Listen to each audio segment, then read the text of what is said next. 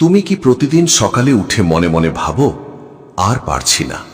রাতের পর রাত ঘুম আসে না, মাথার ভেতরে হাজারটা চিন্তা ঘুরপাক খায়, বুকের ভেতরে একটা অজানা ভার চেপে বসে থাকে। আর তুমি জানো না এই কষ্টের শেষ কোথায়।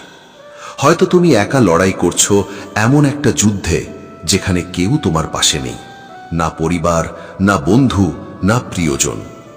হয়তো তুমি ভালোবাসার মানুষকে হারিয়েছ, স্বপ্ন ভেঙে গেছে, বিশ্বাস করেছিলে যাকে, সে প্রতারণা করেছে। অথবা এত কষ্ট করেও জীবনের সাফল্য আসছে না, আর ভেতরে ভেতরে তুমি ভেঙে পড়ছ। কিন্তু আজ ঠিক এই মুহূর্তে জেনে রাখো, তুমি একা নও। আজ থেকে হাজার হাজার বছর আগে একজন মানুষ ঠিক এই রকমই ভেঙে পড়েছিলেন। তিনি ছিলেন মহাবীর, তীরন্দাজ, যোদ্ধা। তবু তিনি কাঁদছিলেন। তার হাত থেকে ধনুক খসে পড়েছিল। তিনি ছিলেন অর্জুন। আর সেই মুহূর্তে তার পাশে দাঁড়িয়েছিলেন স্বয়ং শ্রীকৃষ্ণ এবং বলেছিলেন এমন কিছু কথা যা আজও তোমার আমার জীবনের প্রতীকী কষ্টের উত্তর দেয়। সেই বাণীগুলি আজ আমরা শুনব, অনুভব করব এবং জীবনে প্রয়োগ করব। আজকের এই দীর্ঘ যাত্রায় আমরা একসাথে 5টি গভীর অধ্যায় পার করব। প্রতিটি অধ্যায়ে তোমার জীবনের একটি করে কষ্টের দরজা খুলবে এবং শ্রীকৃষ্ণের বাণীর আলোয় সেই অন্ধকার দূর করবে। প্রথম অধ্যায়ে আমরা জানব কেন সকালবেলাটাই সবচেয়ে শক্তিশালী সময় এবং সেই সময়ে শ্রীকৃষ্ণের বাণী কিভাবে তোমার পুরো দিনটাকে বদলে দিতে পারে। দ্বিতীয় অধ্যায় থাকবে কর্মের কথা। যখন মনে হয় সব চেষ্টা বৃথা, তখন কি করবে? তৃতীয় অধ্যায় থাকবে ভয় ও হতাশার বিরুদ্ধে লড়াইয়ের অস্ত্র। চতুর্থ অধ্যায় থাকবে ভালোবাসা, বিশ্বাস এবং সম্পর্কের ব্যথার নিরাময়। এবং পঞ্চম অধ্যায় থাকবে নিজেকে চেনার সেই গভীর সত্য যা জানলে আর কোনো দিন ভাঙবে না তুমি। তাহলে চলো শুরু করি এই অসাধারণ যাত্রা। প্রতিটি মানুষের জীবনে এমন একটা সময় আসে যখন সে বুঝতে পারে না সামনে যাবে না পেছনে ফিরবে। সে বুঝতে পারে না তার কষ্টটা আসলে কোথা থেকে আসছে। সকালে উঠলেই মনে হয় আর একটা দিন শুরু হলো, কিন্তু কিসের জন্যে? এই প্রশ্নটা যদি তোমার মনেও আসে, তাহলে জেনে রাখো এই প্রশ্নটাই তোমার জীবনের সবচেয়ে গুরুত্বপূর্ণ প্রশ্ন। এবং এই প্রশ্নের উত্তর শ্রীকৃষ্ণ দিয়েছেন গীতায়, এত স্পষ্ট ভাষায়, এত গভীর মমতায় যে পড়লে মনে হয় তিনি যেন তোমাকেই উদ্দেশ্য করে বলছেন। শ্রীকৃষ্ণ বলেছেন, উদ্ধারে তাত্মানাম আত্মানাম নাত্মানাম অবসাদয়েত। অর্থাৎ নিজেকে নিজেই উদ্ধার করো, নিজেকে কখনো অবনত করো না। এই একটি বাক্যের মধ্যে লুকিয়ে আছে জীবনের সবচেয়ে বড় সত্য। তুমি নিজেই তোমার সবচেয়ে বড় বন্ধু এবং তুমি নিজেই তোমার নিজের সবচেয়ে বড় শত্রু। যখন তুমি নিজের উপর বিশ্বাস রাখো, নিজেকে ভালোবাসো, নিজের ক্ষমতার উপর আস্থা রাখো, তখন তুমি তোমার নিজের সেরা বন্ধু। আর যখন তুমি নিজেকে দোষ দাও, নিজেকে ছোট করো, নিজেকে অযোগ্য মনে করো, তখন তুমি তোমার নিজেরই সবচেয়ে বড় শত্রু হয়ে ওঠো। এখন প্রশ্ন হলো, সকালবেলার সাথে এর সম্পর্ক কি? সম্পর্কটা অত্যন্ত গভীর। বিজ্ঞান বলে সকালের প্রথম 1 ঘন্টা হলো মানুষের মস্তিষ্কের সবচেয়ে গ্রহণযোগ্য সময়। এই সময় যা শোনো, যা ভাবো, যা অনুভব করো, তা সারা দিনের জন্য তোমার মনের ভেতরে গেঁথে যায়। যদি সকালে উঠেই তুমি নেতিবাচক চিন্তা করো, খবরের কাগজের দুর্ঘটনার খবর পড়ো বা সোশ্যাল মিডিয়ার ঝগড়া বিবাদ দেখো, তাহলে সারা দিন তোমার মন সেই নেতিবাচকতার ভেতরেই ডুবে থাকবে। কিন্তু যদি সকালে উঠেই তুমি শ্রীকৃষ্ণের বাণী শোনো, সেই প্রেমময় কণ্ঠস্বর তোমার কানে পৌঁছায়, সেই জ্ঞানের আলো তোমার মনে ছড়িয়ে পড়ে, তাহলে সারা দিনটা কেমন হবে ভাবো একবার। ভারতীয় সংস্কৃতিতে ব্রাহ্ম মুহূর্তকে, অর্থাৎ ভোরের সেই পবিত্র সময়কে সবচেয়ে মূল্যবান সময় বলা হয়েছে। এই সময় আকাশ যেমন ধীরে ধীরে অন্ধকার থেকে আলোর দিকে যায়, ঠিক তেমনি মানুষের মনও যদি সেই মুহূর্তে সৎ চিন্তায় আলোকিত হয়, তাহলে পুরো দিনটাই আলোকময় হয়ে ওঠে। শ্রীকৃষ্ণ নিজে ভোরবেলা জাগতেন, ধ্যান করতেন, সূর্যকে প্রণাম জানাতেন। তিনি জানতেন দিনের শুরুটা সঠিক হলে দিনের শেষটাও সঠিক হয়। তুমি কি কখনো লক্ষ্য করেছো, যেদিন সকালটা ভালো যায় সেদিন সারা দিনটাও কেমন হালকা লাগে, আর যেদিন সকালেই মেজাজ খারাপ হয় সেদিন সবকিছু এলোমেলো মনে হয়? এটা কোনো কাকতালীয় ঘটনা নয়, এটাই প্রকৃতির নিয়ম। এবং শ্রীকৃষ্ণ সেই নিয়মকেই তার বাণীতে ধরে রেখেছেন। এখন অনেকে বলবেন, আমার সকালের সময় কোথায়? সংসারের কাজ, অফিস, বাচ্চার স্কুল, এত কিছুর মধ্যে কি করে করি? এই প্রশ্নটাই আসলে সমস্যার মূলে। আমরা সবার জন্য সময় রাখি, কিন্তু নিজের আত্মার জন্য সময় রাখি না। শ্রীকৃষ্ণ বলেছেন, যে মানুষ নিজের ভেতরের সাথে সংযোগ হারিয়ে ফেলে, সে বাইরের দুনিয়ায় যতই ব্যস্ত থাকুক, ভেতরে ভেতরে সে ফাঁকা হতে থাকে। সেই ফাঁকা জায়গাটাই একসময় হতাশা, রাগ, দুঃখ এবং একাকিত্ব দিয়ে ভরে যায়। মাত্র 15 মিনিট, প্রতিদিন মাত্র 15 মিনিট যদি তুমি শ্রীকৃষ্ণের বাণী শোনার জন্য আলাদা করে রাখো, তাহলে দেখবে কয়েক সপ্তাহের মধ্যেই তোমার জীবন বদলে যাচ্ছে। কারণ শ্রীকৃষ্ণের বাণী শুধু শব্দ নয়, এগুলো শক্তি। এগুলো তোমার ভেতরের ঘুমিয়ে থাকা সত্তাকে জাগিয়ে তোলে। ভাবো সেই দিনটার কথা, যেদিন অর্জুন কুরুক্ষেত্রে দাঁড়িয়ে ভেঙে পড়েছিলেন। সামনে তার প্রিয়জনরা, পিতামহ ভীষ্ম, গুরু দ্রোণাচার্য, ভাই, বন্ধু, স্বজন। তিনি জানতেন যুদ্ধ করলে তাদের মরতে হবে। সেই মুহূর্তে তার মনে যে প্রশ্নগুলো জেগে উঠেছিল, কেন লড়াই করব? কিসের জন্য বাঁচব? এই জীবনের মানেটা কি? এই প্রশ্নগুলো কিন্তু তোমার আমার মনেও আসে প্রতিদিন, হয়তো ভিন্ন রূপে, কিন্তু মূলত একই যন্ত্রণা। আর শ্রীকৃষ্ণ সেই মুহূর্তে পালিয়ে যাননি, চুপ থাকেননি। তিনি সরাসরি অর্জুনের চোখের দিকে তাকিয়ে বলেছিলেন, ওঠো, তুমি জানো না তুমি কে? তুমি যদি জানতে, তাহলে কাঁদতে না। এই কথাটা আজও সমান সত্য।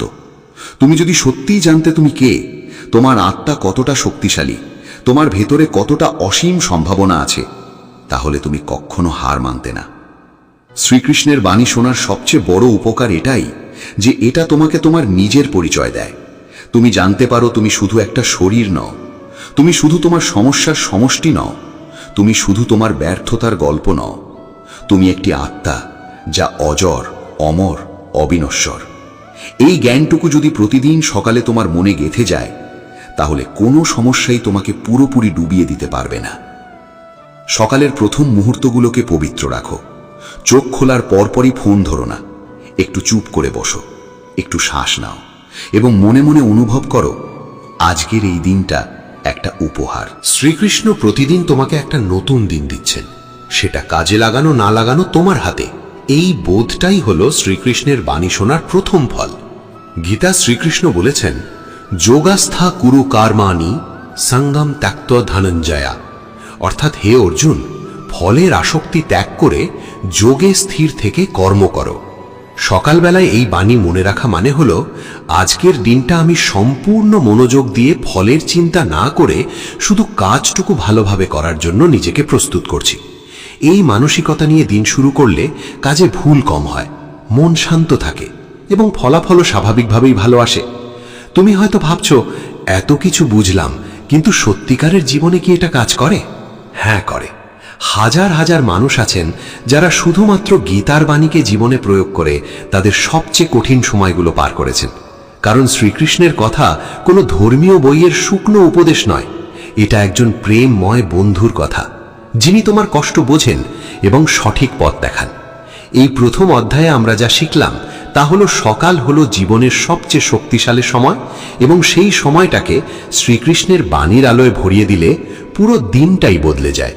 তুমি নিজেই তোমার সবচেয়ে বড় শক্তি, এটা মনে রাখো এবং প্রতিদিন সকালে নিজেকে মনে করিয়ে দাও, তুমি একটি অমর আত্মা, তোমাকে কোনো পরিস্থিতি শেষ করতে পারবে না। এখন কথা বলবো কর্মের কথা, কারণ আমাদের বেশিরভাগ কষ্টের শুরু হয় যখন আমরা এত পরিশ্রম করি, এত চেষ্টা করি, কিন্তু ফল পাই না।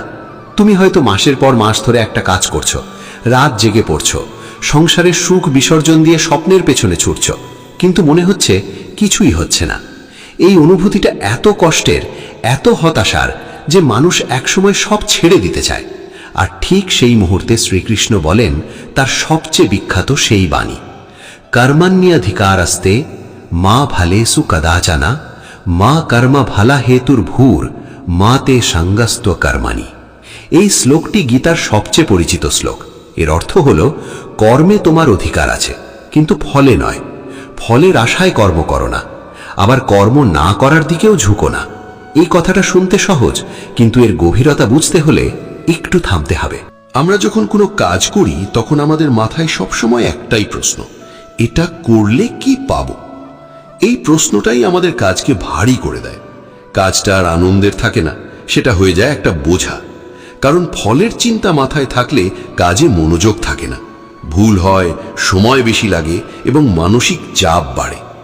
কিন্তু যখন তুমি শুধু কাজটাকে ভালোবেসে করো, ফলের কথা না ভেবে, তখন একটা অদ্ভুত জিনিস ঘটে। কাজটা সহজ হয়ে যায়, মন হালকা থাকে এবং অনেক সময় দেখা যায় ফলটাও এসে যায় অনেক ভালোভাবে, অনেক দ্রুত। এটাকে আধুনিক মনোবিজ্ঞানে বলে ফ্লো স্টেট। যখন তুমি সম্পূর্ণভাবে একটা কাজের মধ্যে ডুবে যাও, ফলের চিন্তা মাথা থেকে চলে যায়, তখন তোমার মস্তিষ্ক সবচেয়ে ভালোভাবে কাজ করে। বিজ্ঞান যেটা আজ আবিষ্কার করেছে, শ্রীকৃষ্ণ সেটা 1000 বছর আগেই বলে গেছেন। তোমার জীবনে একবার ভাবো, কখন তুমি সবচেয়ে ভালো কাজ করেছো? নিশ্চয়ই তখন যখন কাজটা করতে তোমার ভালো লাগছিল, যখন তুমি ভুলে গিয়েছিলে সময়ের কথা, মানুষ কি বলবে তার কথা, ফলাফল কি হবে তার কথা। সেই মুহূর্তগুলোই ছিল তোমার সেরা মুহূর্ত। শ্রীকৃষ্ণ বলছেন, প্রতিটি কাজকে সেইভাবে করো। এখন অনেকে প্রশ্ন করবেন, তাহলে কি লক্ষ্য থাকবে না? লক্ষ্য ছাড়া কিভাবে কাজ করব? শ্রীকৃষ্ণ কিন্তু লক্ষ্য না রাখতে বলেননি। তিনি বলেছেন, লক্ষ্য রাখো, কিন্তু লক্ষ্যের উপর আসক্ত হয়েও না। ফুটবলার মাঠে নামে গোল করার জন্যে, কিন্তু সে যদি শুধু গোলের চিন্তা করে খেলে, তাহলে বলটাই মিস হয়। সে যখন পুরোপুরি খেলায় মনোযোগ দেয়, তখনই গোল আসে। ঠিক এইভাবে তুমি যদি পরীক্ষার ফলের চিন্তা না করে পড়াশোনায় মনোযোগ দাও, তাহলে ফল ভালো আসে। তুমি যদি ব্যবসায় লাভের চিন্তা না করে পণ্যের মানের দিকে মনোযোগ দাও, তাহলে লাভ আসে। তুমি যদি সম্পর্কে কি পাবে তার চিন্তা না করে কিভাবে দেবে তার উপর মনোযোগ দাও, তাহলে সম্পর্ক গভীর হয়। শ্রীকৃষ্ণের কর্মযোগের আরেকটি দিক আছে, কাজকে পূজা হিসাবে দেখা। তিনি বলেছেন, যে কাজই করো না কেন, সেটা ঈশ্বরের উদ্দেশ্যে উৎসর্গ করো।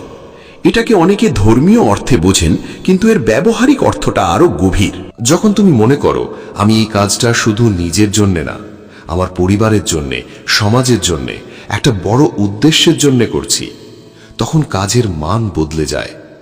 তুমি আর ফাঁকি দিতে পারো না, কারণ তোমার কাজটা এখন আর তোমার নয়।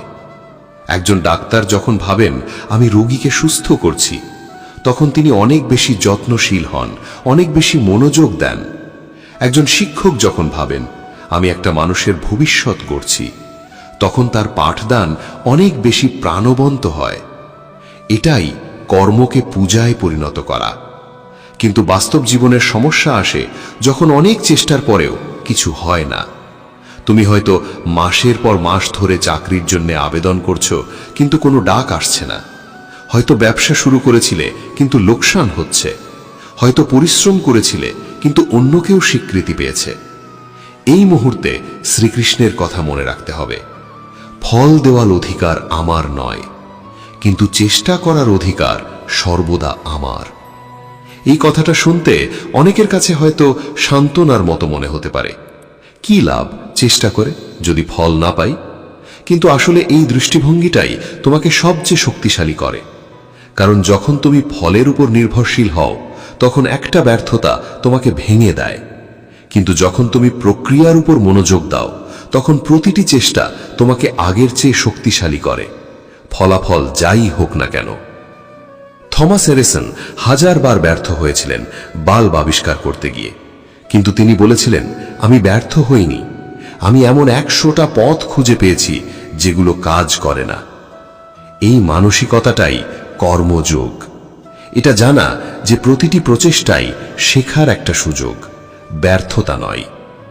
শ্রীকৃষ্ণ আরো বলেছেন, যুক্তাহার বিহারশ্চ যুক্ত চেষ্টা স যুক্তশ্চ যুক্ত স্বপ্নাববোধশ্চ। অর্থাৎ যে মানুষ সঠিকভাবে খায়, সঠিকভাবে কাজ করে, সঠিকভাবে ঘুমায়, সেই যোগী। এটা অত্যন্ত বাস্তবধর্মী কথা। শ্রীকৃষ্ণ বলছেন না যে ঘর সংসার ছেড়ে বনে চলে যাও। তিনি বলছেন, তোমার দৈনন্দিন জীবনকেই সুশৃঙ্খল করো, সেটাই যোগ। আমাদের অনেকের সমস্যা হলো আমরা জীবনকে জটিল করে ফেলি। সঠিক সময় ঘুমাই না, সঠিক খাবার খাই না, শরীরের যত্ন নেই না, এবং তারপর বলি জীবনে কিছু হচ্ছে না। শ্রীকৃষ্ণ বলছেন, আগে নিজের শরীর ও মনকে সুস্থ রাখো, কারণ একটি সুস্থ শরীর ও শান্ত মন ছাড়া কোনো বড় কাজই সম্ভব নয়। কর্মযোগের আরেকটি গুরুত্বপূর্ণ দিক হল নিজের ধর্ম পালন করা। এখানে ধর্ম মানে ধর্মীয় পরিচয় নয়, মানে হল নিজের স্বাভাবিক কাজ, নিজের দায়িত্ব, নিজের ভূমিকা। শ্রীকৃষ্ণ বলেছেন, শ্রেয়ান স্বধর্মা বিগৌণ পরধর্মাৎ সনুষ্ঠিতা, অর্থাৎ নিজের দায়িত্ব অসম্পূর্ণভাবে পালন করাও অন্যের দায়িত্ব সম্পূর্ণভাবে পালন করার চেয়ে ভালো। এর মানে হলো তুমি যে আছো, যেখানে আছো, যা করছো সেটাকেই সম্পূর্ণ মনোযোগ দিয়ে করো। অন্যের জীবন দেখে ঈর্ষান্বিত হয় না, অন্যের মতো হওয়ার চেষ্টা করো না, তোমার নিজের পথটাকে সবচেয়ে সুন্দরভাবে অতিক্রম করো। আজকের দিনে সোশ্যাল মিডিয়ার কারণে আমরা সব সময় অন্যের জীবনের সাথে নিজেকে তুলনা করি। অন্যের সাফল্য দেখে মনে হয় আমি কিছুই করতে পারিনি। কিন্তু মনে রেখো, সোশ্যাল মিডিয়ায় মানুষ শুধু তাদের সেরা মুহূর্তগুলো দেখায়, তাদের কষ্ট, তাদের ব্যর্থতা, তাদের কান্না সেগুলো দেখায় না। তুলনা করার আগে মনে করো শ্রীকৃষ্ণের সেই কথা, তুমি তোমার পথের জন্যই তৈরি, অন্য কারো পথের জন্য নয়। কর্মযোগের সবচেয়ে সুন্দর শিক্ষা হল প্রতিটি মুহূর্তকে সম্পূর্ণভাবে বাঁচো। অতীতের দুঃখ নিয়ে পড়ে থেকো না, ভবিষ্যতের চিন্তায় বর্তমানকে নষ্ট করো না। এখন যে কাজটা হাতে আছে সেটাকেই সম্পূর্ণ ভালোবাসা দিয়ে করো। এটাই ধ্যান, এটাই যোগ, এটাই শ্রীকৃষ্ণের পথ। একটা ছোট্ট গল্প বলি। একবার একজন কুমোর তার মাটির পাত্র তৈরি করছিলেন। কেউ জিজ্ঞেস করলো, তুমি এত মনোযোগ দিয়ে কাজ করছো কেন? এটা তো সামান্য একটা মাটির পাত্র। কুমোর হেসে বললেন, এটা সামান্য নয়, এই পাত্রে কেউ জল রাখবে, কেউ খাবার রাখবে। এই পাত্রটা কারো তৃষ্ণা মেটাবে, কারো ক্ষুধা মেটাবে। এটাই আমার পূজা। এই দৃষ্টিভঙ্গিটাই কর্মযোগ। তাহলে এই দ্বিতীয় অধ্যায় থেকে আমরা যা শিখলাম তা হলো, কাজের ফলের চিন্তা না করে কাজের প্রক্রিয়ায় মনোযোগ দাও। প্রতিটি কাজকে ভালোবাসো, নিজের দায়িত্বকে সম্মান করো এবং অন্যের সাথে তুলনা না করে নিজের পথে এগিয়ে চলো। কারণ শ্রীকৃষ্ণ বলেছেন, যে নিজের কর্তব্য সম্পূর্ণ মনোযোগ দিয়ে করে সেই প্রকৃত যোগী।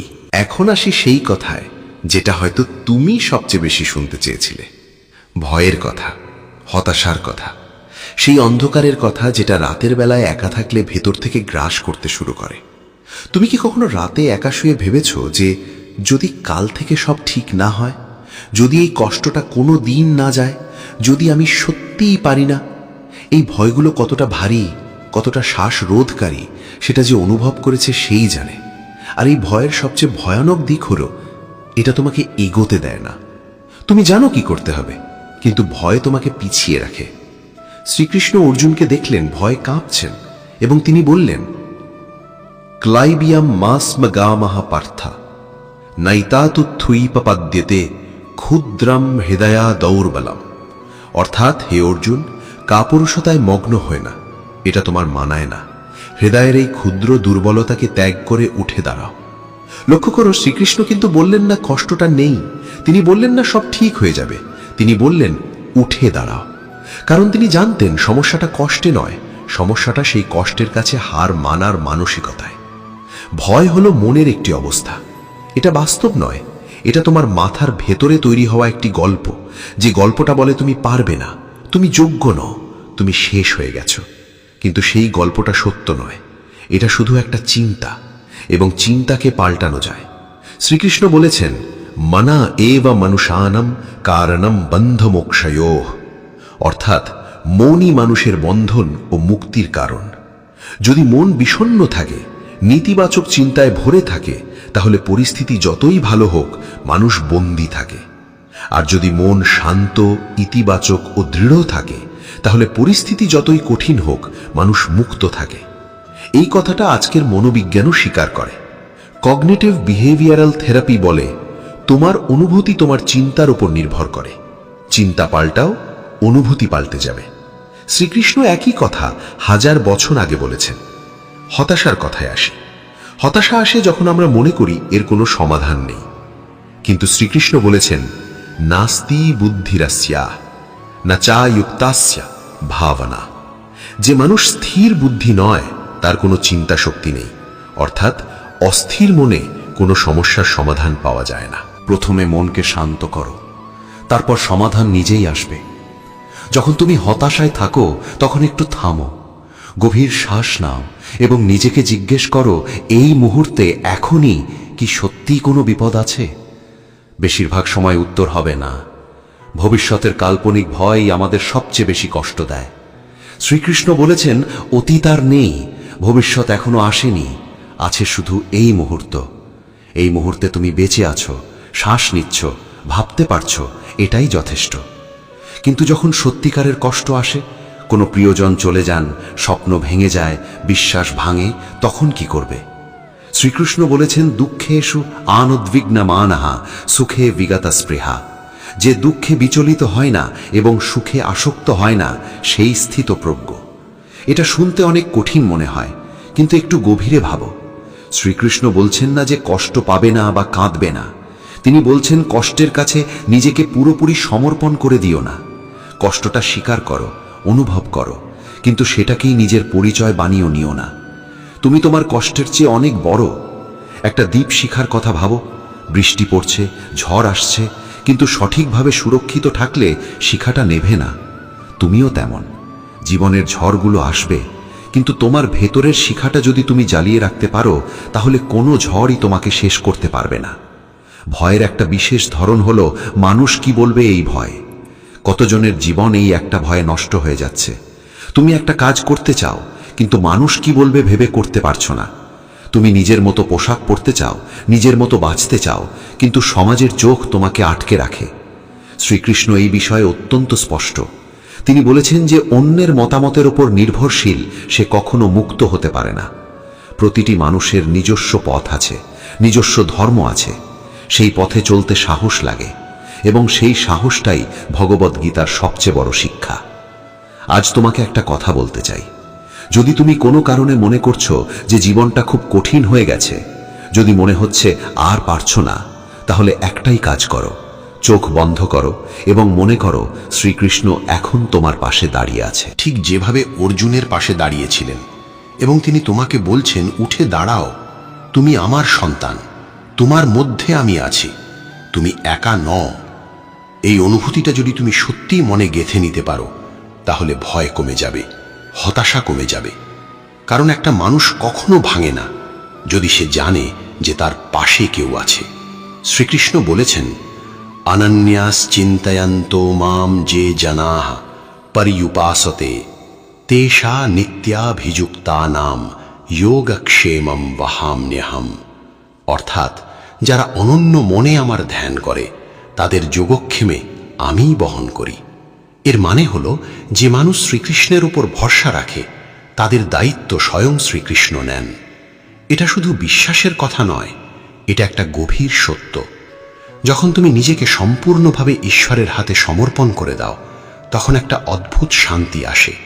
সেই শান্তি কোনো যুক্তি দিয়ে ব্যাখ্যা করা যায় না। ভয় ও হতাশার বিরুদ্ধে শ্রীকৃষ্ণের সবচেয়ে বড় অস্ত্র হল কৃতজ্ঞতা। তিনি বলেছেন, যে মানুষ প্রতিটি পরিস্থিতিতে কৃতজ্ঞ থাকে, সে কখনো পুরোপুরি হেরে যায় না। আজ তুমি যদি একটু থেমে ভাবো, তোমার জীবনে কতটুকু আছে যার জন্য কৃতজ্ঞ হওয়া উচিত। তুমি শ্বাস নিচ্ছ, এটা কম কি? তুমি দেখতে পাচ্ছ, শুনতে পাচ্ছ, ভাবতে পারছো, এটা কত বড় উপহার। পৃথিবীতে লক্ষ লক্ষ মানুষ আছে যারা এই সামান্য জিনিসগুলো পায় না। এই তৃতীয় অধ্যায় থেকে আমরা যা শিখলাম তা হলো, ভয় ও হতাশা হলো মনের তৈরি করা গল্প।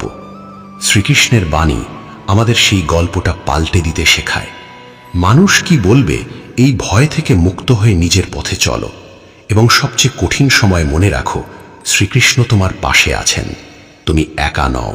এখন আসবো সেই বিষয়ে যেটা আমাদের সবচেয়ে বেশি কষ্ট দেয়: ভালোবাসা, সম্পর্ক, বিশ্বাস, প্রিয়জনের প্রতারণা, মনের মানুষকে হারানোর যন্ত্রণা। তুমি হয়তো কাউকে সবচেয়ে বেশি ভালোবেসেছিলে, আর সে চলে গেছে। হয়তো বছরের পর বছর ধরে যত্ন করেছিলে, কিন্তু তোমাকেই দোষী বানানো হয়েছে। হয়তো বিশ্বাস করেছিলে এমন কাউকে যে বিশ্বাসঘাতকতা করেছে। এই কষ্টগুলো শরীরের কষ্টের চেয়েও ভয়ানক, কারণ শরীরের ক্ষত দেখা যায়, ওষুধ দেওয়া যায়, কিন্তু মনের ক্ষতের জন্য কোনো ডাক্তার নেই। শ্রীকৃষ্ণ প্রেমের দেবতা, তিনি নিজে প্রেমের মূর্তি। রাধার সাথে তার প্রেমের কথা শুধু একটা গল্প নয়, এটা একটা দর্শন। শ্রীকৃষ্ণ আর রাধার প্রেম হলো সেই প্রেমের প্রতীক যেখানে দেওয়াটাই সব, পাওয়ার প্রত্যাশা নেই। রাধা জানতেন শ্রীকৃষ্ণ একদিন চলে যাবেন, তবু তিনি ভালোবেসেছিলেন সম্পূর্ণভাবে, কোনো শর্ত ছাড়া। এই প্রেমই হলো সর্বোচ্চ ভক্তি। এবং শ্রীকৃষ্ণ বলেছেন এই ধরনের প্রেমই সত্যিকারের প্রেম, যে প্রেমে আমি কি পাবো এই প্রশ্ন নেই। কিন্তু বাস্তব জীবনে এটা কতটা কঠিন সেটা আমরা সবাই জানি।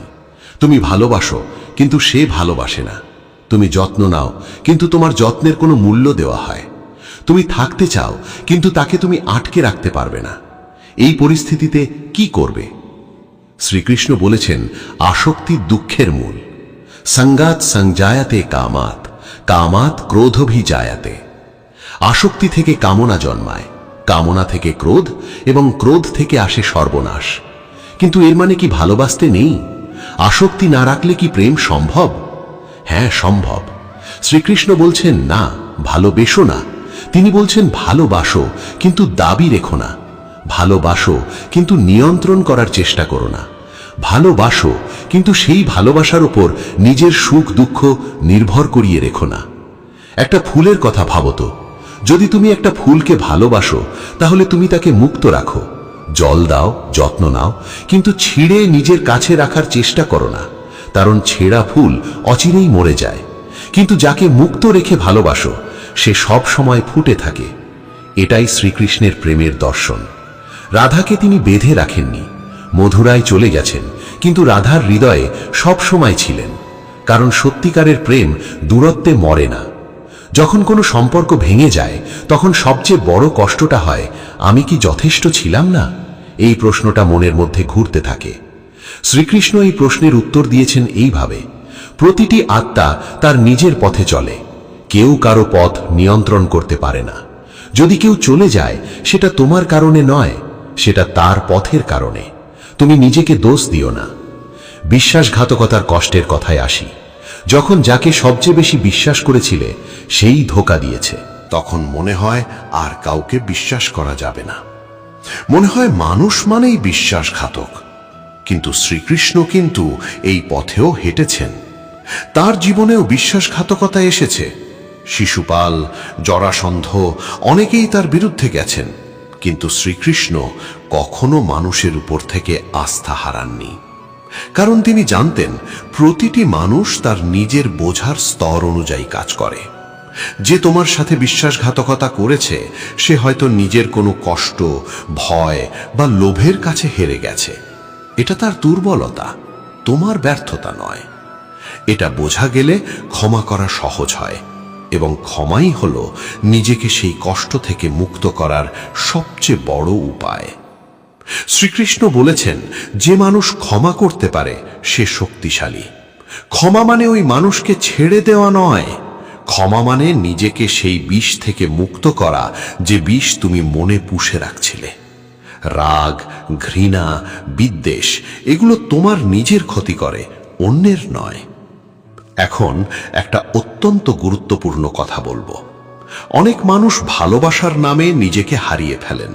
সম্পর্ক টিকিয়ে রাখতে গিয়ে নিজের স্বপ্ন, নিজের মূল্যবোধ, নিজের সম্মান সব বিসর্জন দিয়ে দেন। শ্রীকৃষ্ণ কিন্তু এটা কখনো শেখাননি। তিনি বলেছেন আত্মানাং বিদ্ধি, নিজেকে জানো, নিজেকে চেনো। যে নিজেকে ভালোবাসে না সে অন্য কেউ সত্যিকারের ভালোবাসতে পারে না। প্রথমে নিজেকে সম্মান করো, তারপর সম্পর্কে যাও। ভক্তির কথা বলি একটু। শ্রীকৃষ্ণ বলেছেন ভক্তি হলো সর্বোচ্চ পথ। ভক্তা মা অভিজানতি ইয়স अस्मिताहा। ভক্তির মাধ্যমেই তাকে সত্যিকারে চেনা যায়। এই ভক্তি মানে শুধু পূজা করা নয়, এর মানে হলো সম্পূর্ণ বিশ্বাস রাখা, সন্দেহহীন আস্থা।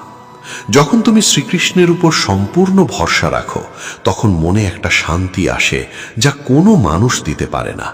কারণ মানুষ সীমাবদ্ধ, তারা তোমাকে সবসময় বুঝবে না, সবসময় পাশে থাকবে না, কিন্তু শ্রীকৃষ্ণ সব সময় আছেন।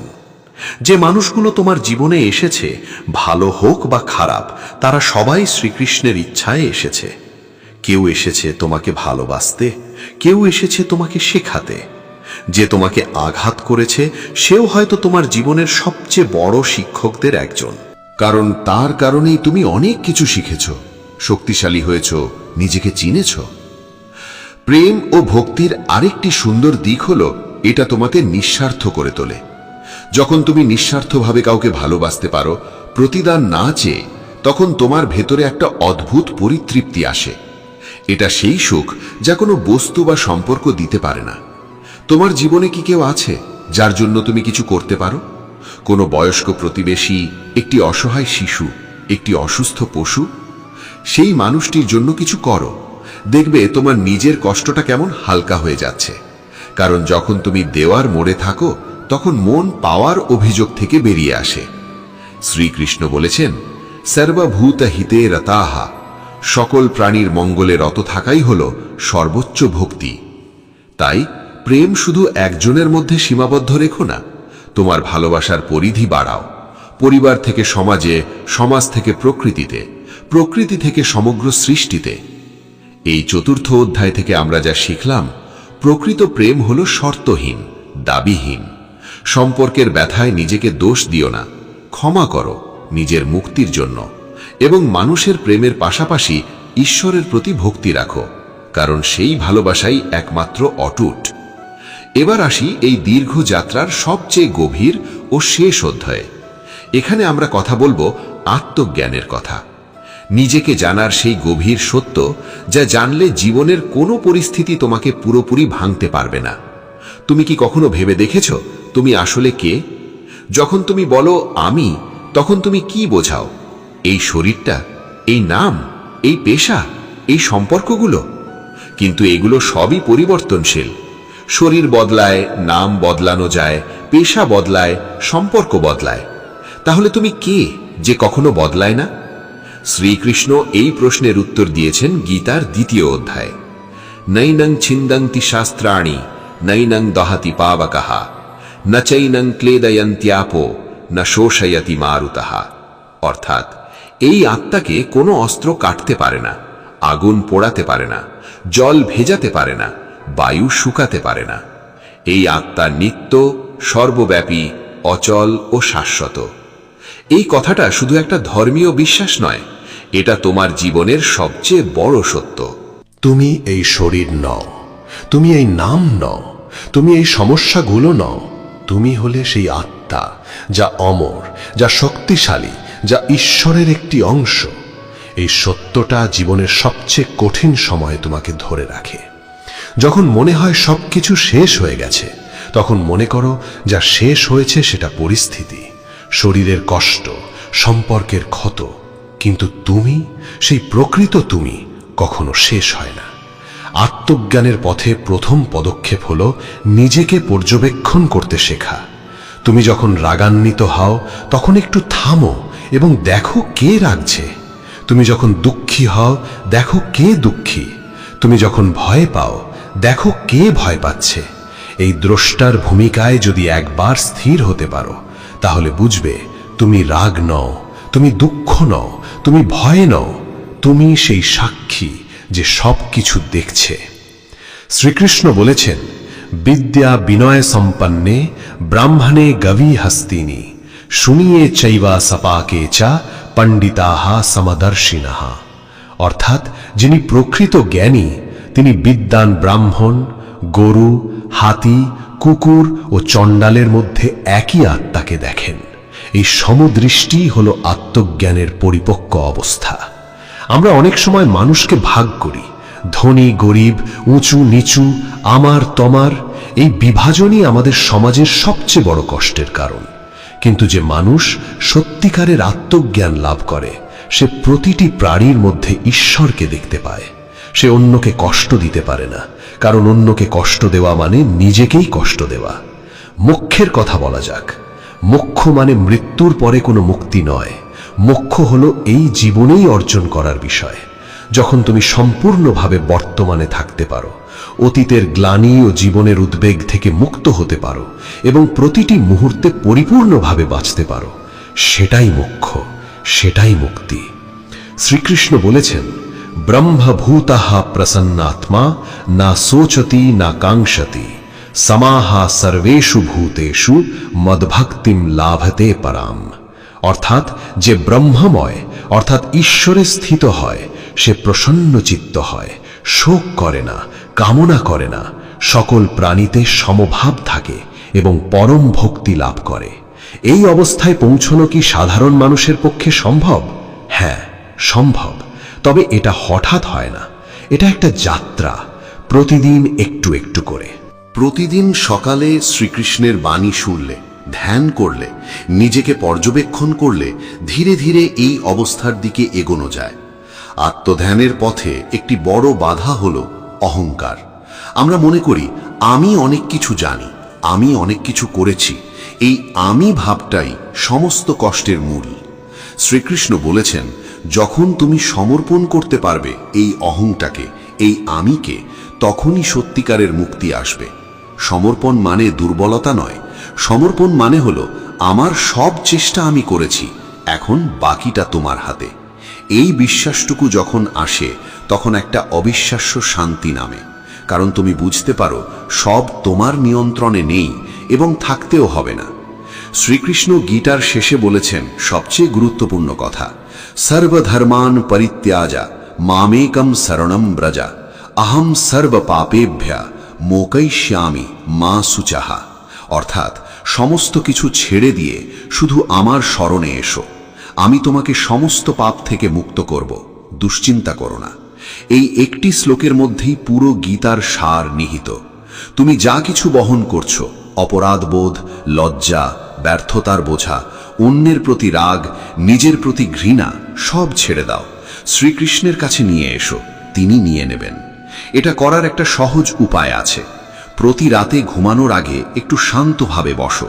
সারা দিনের সব কষ্ট, সব ব্যর্থতা, সব রাগ দুঃখ মনে করো এবং মনে মনে বলো, এগুলো আমার নয়, আমি এগুলো তোমার কাছে দিয়ে দিলাম। এই ছোট্ট অভ্যাসটি তোমার জীবন বদলে দেবে। এখন আরেকটি গুরুত্বপূর্ণ বিষয়, নিজের ওপর দয়া করতে শেখো। আমরা অন্যের ভুল ক্ষমা করতে পারি, কিন্তু নিজের ভুল ক্ষমা করতে পারি না। সারা জীবন নিজেকে শাস্তি দিতে থাকি। শ্রীকৃষ্ণ বলেছেন, ঈশ্বর তোমার কৃতকর্মের বিচারক নন, তিনি তোমার প্রেমিক। তিনি তোমাকে যেমন আছো তেমনভাবেই ভালোবাসেন। তাই নিজেকেও ভালোবাসতে শেখো। তুমি যত ভুলই করো না কেন, প্রতিটি ভুল থেকে শেখার সুযোগ আছে, প্রতিটি পতন থেকে ওঠার সুযোগ আছে। শ্রীকৃষ্ণ একবারও বলেননি, তুমি বেশি ভুল করেছো তাই তোমার জন্য আমার কাছে জায়গা নেই। তিনি সব সময় বলেছেন, এসো, আমার কাছে এসো। আত্মজ্ঞানের আরেকটি সুন্দর শিক্ষা হল পরিবর্তনকে স্বাগত জানানো। জীবনের সবকিছুই পরিবর্তনশীল।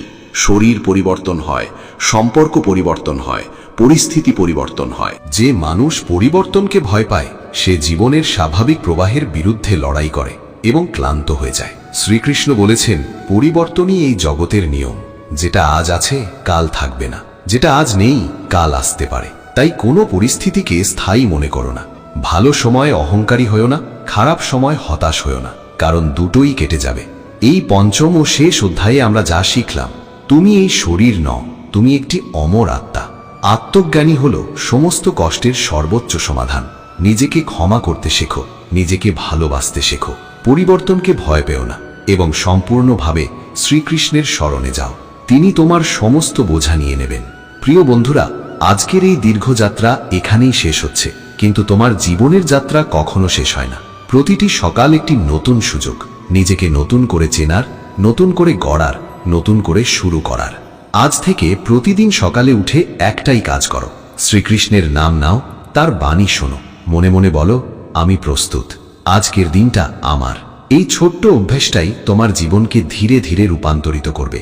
মনে রেখো, শ্রীকৃষ্ণ কোনো মন্দিরের মূর্তিতে সীমাবদ্ধ নন, তিনি আছেন তোমার হৃদয়ের গভীরে, প্রতিটি শ্বাসে, প্রতিটি স্পন্দনে। তুমি যখনই তাকে ডাকবে তিনি সাড়া দেবেন, এটাই তার প্রতিশ্রুতি। পথ অফ ধর্ম চ্যানেলের এই পরিবারের প্রতিটি সদস্যকে আমার আন্তরিক ভালোবাসা ও শুভ কামনা জানাই।